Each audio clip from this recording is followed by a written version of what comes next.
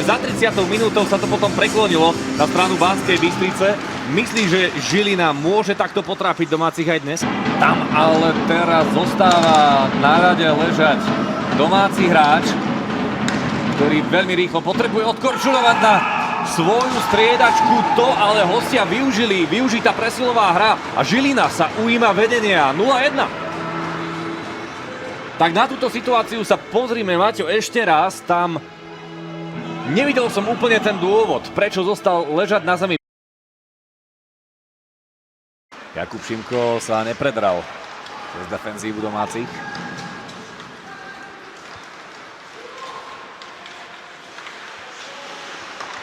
Pekná akcia, Novodomec vyrovnáva na 1-1. Jeho druhý gól a tretí bod v rámci play-off Univerzitnej hokejovej ligy. Včera to bola bilancia 1+1. Sme zvedaví, koľko to bude dnes. Prvý gól Univerzity Mateja Bela prichádza po 8 minútach a 2 sekundách hry. Máme vyrovnané. A tam som čakal, že možno takou žabičkou to Slivka len tak prehodí.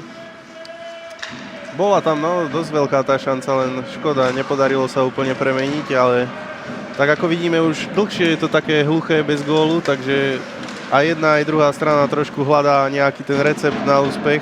Dá ho aj Pokrievka, ktorý sa natláčal. Našiel ho predsa len aj, neviem, či nie až do záporného uhlu. Ja už som myslel, že to je zo zadnej strany sieťky, takže už som ani nedúfal, že by to mohol byť gól, ale vyzerá to, že je. A ja som išiel povedať, že sa rozbudila iba bočná sieť, ale stav 2-1, 8,5 minúty pred koncom druhej tretiny. Na opačnej strane, ale bol za dvomi hráčmi.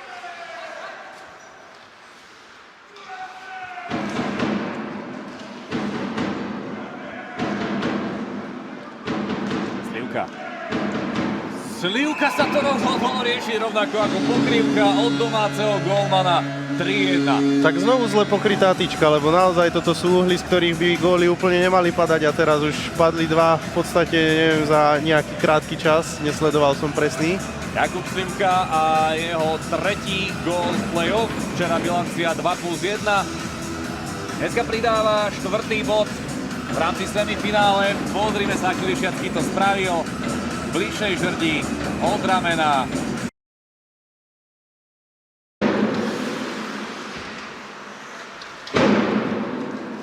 Teraz Kalnický trošku zavaril, opečiatkova na obe žrde. Viktor Čínsky ukazuje, že to bol gól. Ja si myslím, že to gól nebol. Ja si tiež myslím, že to gól nebol, skôr ako bol. Boli opečiatkované obe žrde a odrazilo sa to von. Ak budeme mať záber hornej kamery, ja dávam kľudne 10 eur na to, že to gól nebol, lebo neviem, ako by sa toto odrazilo von. Áno, to, že zazvonili obe žrtky, tak to sme počuli všetci. Vidíš, ale si to privolal. Ale Nie, toto gól rozhodne nebol. Poďme to potvrdiť záberom zhora. Nie, toto gól nebol. Ale tak chcel si niečo zaujímavejšie, tak dostal si. Áno. Veľmi by som chcel počuť túto diskusiu hlavného arbitra s Lukášom Opátom. A asi sa ho na to aj spýtam po zápase. Fúha, no. Tak Viktor si toto nedá do portfólia.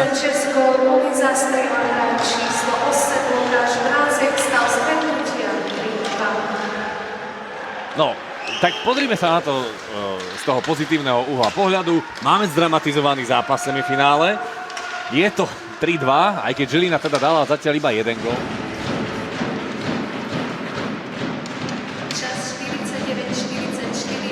Po hádzovaní sa to dostal k dorážke, nahadzoval to Novodomec a presilová hra využitá blesku rýchle po 6 sekundách.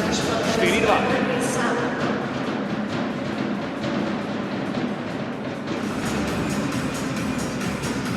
No neviem, celé to má takú zvláštnu atmosféru. No určite áno, tak na to, že chlapci mali k dispozícii 4 minúty, tak išlo to skôr k tým 4 sekundám. Ten gól naozaj padol strašne rýchlo. Uvidíme tú dorážku, to bol dôrazný. Pred nami posledné 4 minúty. Forgačovo nastrelenie, Plavka tam korčuľoval a toto už gól je. Využitá presilová hra. Anko Bystričanom sa to nepodarilo v tej siahodlhej 5-minútovej početnej prevahe. Teraz už áno, skóre 5-2. Gólu sa raduje Pažický, ktorý našiel ten kút a k opačnej žrdí do ľavého horného rohu. Treba pochváliť Žilinu za naozaj dobrý výkon, pretože túto tretiu tretinu pojali veľmi pekne.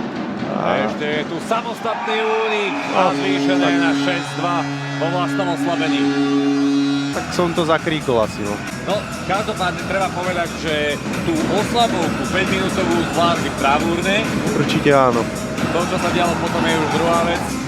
Rangelák využil tu najskôr to, že má dlhú hokejku a potom aj to, že má dobrú mužku. A zasnežený gólman Branislav Babiašok. Dnešný zápas celkom ťažko hodnotiť, bolo tam veľa zaujímavých vecí, by som povedal.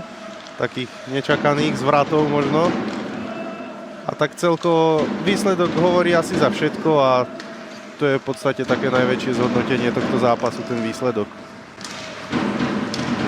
No, je pravda, že odzrkadľuje hru. Bystričania naozaj mali návrh, ale to, že dnes tam bolo veľmi veľa momentov, ktoré boli minimálne diskutabilné, kuriózne, tých slov by sme asi nachádzali viac, tak o tom asi diskutovať nemusíme, jednoducho je to tak. Bystričania vyhrávajú v tomto momente aj druhý semifinálový zápas, do Žiliny pôjdu za stavu 2-0.